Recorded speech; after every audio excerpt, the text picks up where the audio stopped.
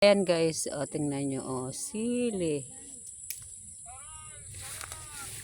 Ayan, sili yan. Ayan.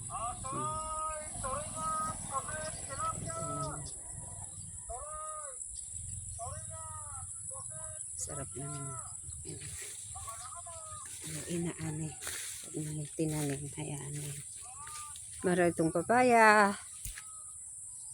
Ayan, malunggay. Kompleto na. Kailangan lang ito nyug. Ayan, Maraming tanim. Ito ang mga tanim ng aking kapatid.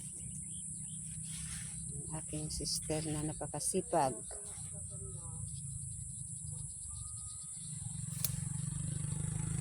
Ayan, guys.